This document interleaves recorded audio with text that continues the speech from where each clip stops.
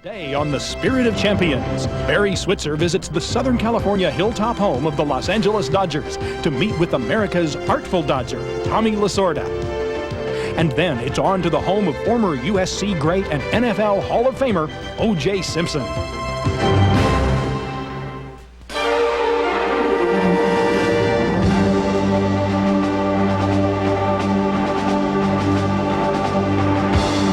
Spirit of Champions with Barry Switzer will continue in a moment.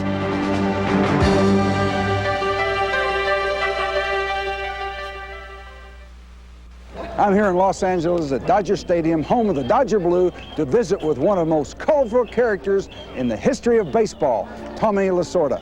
You're the second of 5 children from a poor immigrant Italian family in Norristown, Pennsylvania, correct? Right. I read in your book, The Artful Dodger, where you said you were so poor that the soles on your shoes were so thin that when you stepped on a coin, you knew whether the tails were up or head is up. That's right. That's true. You know what makes me wonder about this, and looking at your career and your life and what you've accomplished, was being from that type of background, that experience, a motivating force in your life, being a poor person. Well, when you my grew up. father taught me so much about life, Coach.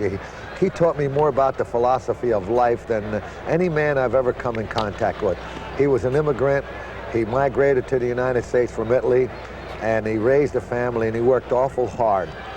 But what he taught me and my 4 brothers was that if you have respect, he used to say, you take a guy who builds a home that costs $1 million. In those days, he'd say $1 million.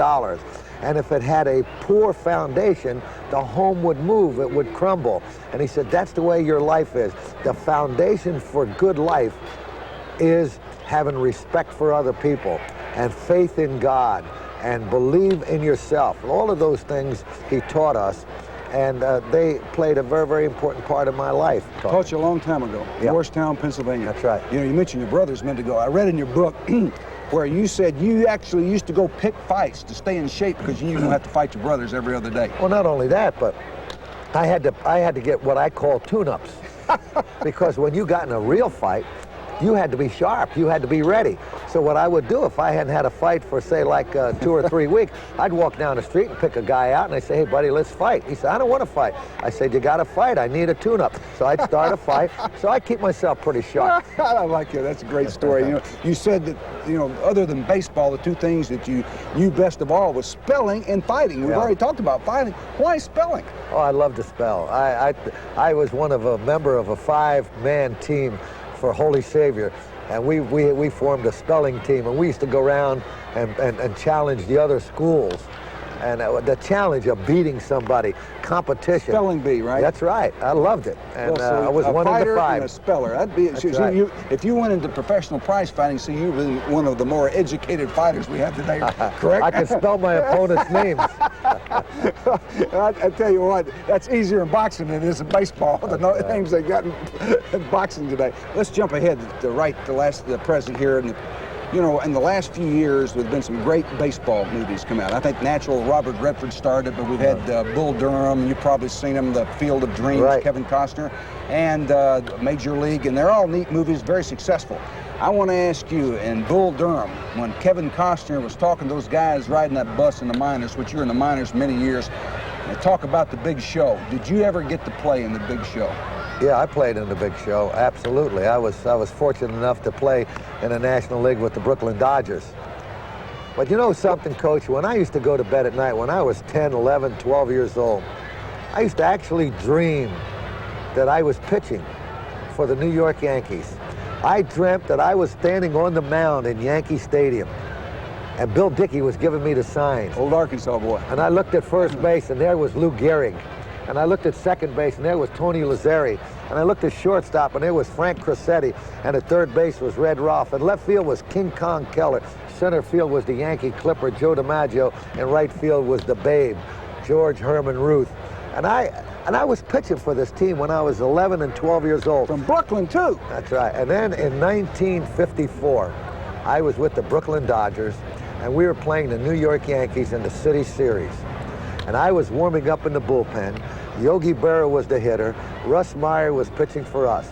Walter Alston walked out to the mound, and he motioned to the bullpen, to bring in the left-hander. And I took that long walk from the left center field bullpen, and as I was walking to the pitcher's mound, I kept looking around and I said, I've been here many times. This is really my first visit. I've been here many, many times. This is the place that I used to dream when I was 12 years old that I pitched here. And when I got to the mound, I had tears in my eyes. And Austin said, what's wrong? And I said, I used to dream that I was pitching here. And that dream today became a reality. And there stood Yogi Berra. And I looked him in the eye.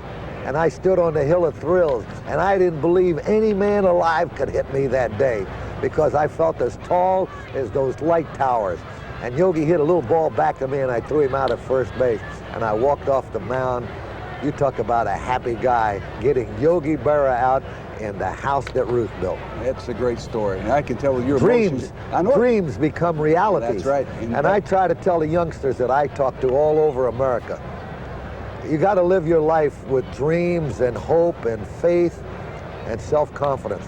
If you believe in something so much and you want to accomplish so much in life, you can do it if you believe in yourself, because dreams do become realities. I think our people that are watching this show can see why the Dodgers and why you've been successful all your life, because of your enthusiasm, your emotions, what you distill in your players and instill in them is obviously evident because of your personality. And I think that without a doubt, it's a great thrill for me to be here. You talk about Yogi Berra, he's over there tonight. You're playing the Astros here tonight, and see him, see, you haven't been a great coach. You can understand that as a leader of a group of people, no matter how dejected or depressed or tired I might feel, when I walk into that clubhouse, I got to put on a new face.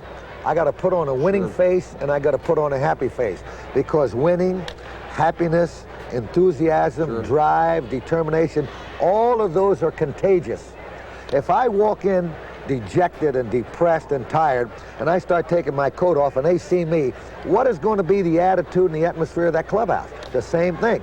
But if I walk in full of enthusiasm, full of self-confidence, say, hey, we're going to get these guys today, and all of a sudden that attitude begins to spread throughout the clubhouse. As a leader of men, you see, a leader is someone who walks out in front of his men, but he doesn't get too far out in front to where he cannot hear their footsteps. It's like holding a dove in your hand. If you squeeze it too tight, you kill it. If you hold it too loose, it flies away. And that's the same thing with a ball player. If you hold him too tight and ride him too tight, you'll kill his confidences. And if you let him go too much, he'll lose respect for you. Well, I think you, as a baseball manager, have one of the toughest jobs there is in sports, because you play 190 games. 162. Plus playoffs, plus exhibition games, plus World Series. Factor. You know, football, we only had 10, 11, 12 games, right? Yeah. So we only got about 3 or 4 big ones. We've got to get them ready emotionally to play. Our job was easy, but a baseball manager, 180 games. It's great, easy. I love it. I don't think I love it. Listen, you know something? I don't know how you feel about motivation. I believe in motivation. I believe that everybody in this country needs motivation. I believe from the President of the United States on down to the lowest job in this country, sometimes people believe they're really doing their best, when in reality they aren't. So they need to be motivated. And a guy said to me one time, he said, when did you start feeling like you do about motivation? You always talk about motivation. I said, I knew the day that I could motivate a ball player. I was managing Spokane of the Pacific Coast League. We were playing in Tucson. It was in the bottom of the 8th inning. They had the bases loaded and 2 outs, and we were winning 3-2. And I had a little left-hand pitcher on the mound named Bobby O'Brien. And I figured, now's the time to go out and get him fired up. If I can get this out, we're going to win this ball game. So I go out to him and I said, Bobby, if the heavens could come apart and you could hear the voice of the big Dodger in the sky talking to you, and he says, Bobby, this is the last hitter you're going to face on earth, and you're going to die and come to heaven with me. I said, son, how would you like to go facing the Lord? Giving up a base hit or getting this guy out? And he said to me, Skipper, I want to go facing the Lord, getting this guy out. I said, then how do you know that when you throw that next pitch that you're not going to die? And if you are going to die, son, I want you to get this guy out before you die. And I ran back to the bench. The guy threw the ball, the guy got a base hit, and 2 runs scored, and they went ahead of us 4-3. And I said, where did I fail? I had him right where I wanted. So I went out to take him out, and I said, what happened, son? And he looked at me and he said, Skip, you had me so afraid of dying, I couldn't concentrate on the hitter. So I said, if I can get this guy to believe he's going to die, I certainly can get him to believe that he can play baseball. That is motivation. That's Tommy Lasorda. Tommy, I want to thank you for providing us this opportunity to be here tonight to interview you, and also for all those great thrills and sports moments you brought to all baseball fans all throughout the country. Well, let me tell you something. I've been interviewed by a lot of people in my job here. 41 years with the Dodgers. This is my 14th season as a manager. I've read about you. I've followed your progress. You are, without a doubt, one of the greatest college football coaches that ever lived. And the records that you have set and the bowl games that you participated in, and I consider it a privilege and an honor to be sitting here with you, Barry Switzer, a great coach, a great guy. Mickey Hatcher, who played for you, told me what a great person you are, how much you enjoy playing for you. So I really enjoyed this very much. I appreciate that. Thank you, Coach. So much. And good luck to you. And whatever you take up in life, you'll have the same success as you had in football, because you believe that you are the best in anything you do. Thank you. Good luck, Coach.